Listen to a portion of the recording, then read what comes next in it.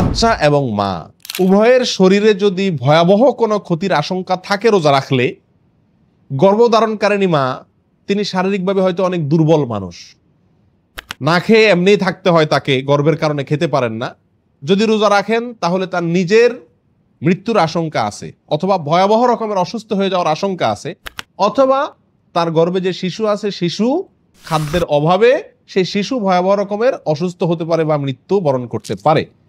এরকম আশঙ্কা যদি থাকে তাহলে সেক্ষেত্রে সেই গর্ভধারণকারিণী মায়ের জন্য রমজান মাসে রোজা না রেখে অন্য সময় রোজা রাখা জায়েজ আছে। ঠিক একইভাবে দুগ্ধদানকারিণী মা তিনি তার দুগ্ধপোষ্য শিশু তাকে যদি রমজান মাসে রোজা রাখেন তাহলে দুধ পান করাতে পারবেন না, আর দুধ পান করাইতে না পারার কারণে হয়তো বাচ্চা মারা যাবে, আর না হলে ভয়াবহ রকমের অসুস্থ হবে বা দুর্বল হয়ে বড় হবে, আর বিকল্প কোনো দুধ বাচ্চা খায়ও না বুকের দুধ ছাড়া। এরকম পরিস্থিতি যদি থাকে তাহলে সেই মায়ের জন্য রমজান মাসে রোজা না রাখা জায়েজ আছে। তবে এই উভয় শ্রেণীর মায়েদের জন্য পরবর্তীতে যে কটা রোজা ভাঙা যায়, যদি পুরো মাসই ভাঙা যায় তাহলে এই রোজাগুলো পরবর্তীতে কি করতে হবে? কাজা রেখে দিতে হবে, কোনো কাফারা লাগবে না। শুধু 30টা রোজা ভাঙলে অন্য যে কোনো সময় যখন আল্লাহ তাআলা তাকে তৌফিক দিবেন তখন 30টা রোজা রেখে দিতে হবে।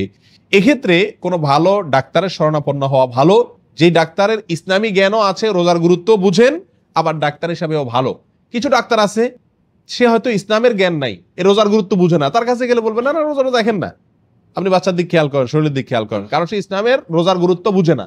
যে রোজার গুরুত্ব বুঝে, স্বাস্থ্যের গুরুত্ব বুঝে, উভয়টা বুঝে, এরকম ব্যালেন্স আছে, এরকম ডাক্তার বা চিকিৎসকের শরণাপন্ন হওয়ার পরে তিনি যদি বলেন, অ্যাডভাইস করেন যে না আপনার জন্য রোজা রাখা ঠিক হবে না, তাহলে বাচ্চা দুর্বল হয়ে বড় হবে, অথবা অসুস্থ হয়ে যাবে, বড় কোনো রোগ দেখা দিবে, অথবা মারা যাওয়ার আশঙ্কা আছে, অথবা আপনার নিজের শরীরে ভয়াবহ কোনো ক্ষতি হতে পারে আপনি রোজা রাখলে, তাহলে সে মায়ের জন্য রোজা ভঙ্গ করা কি আছে?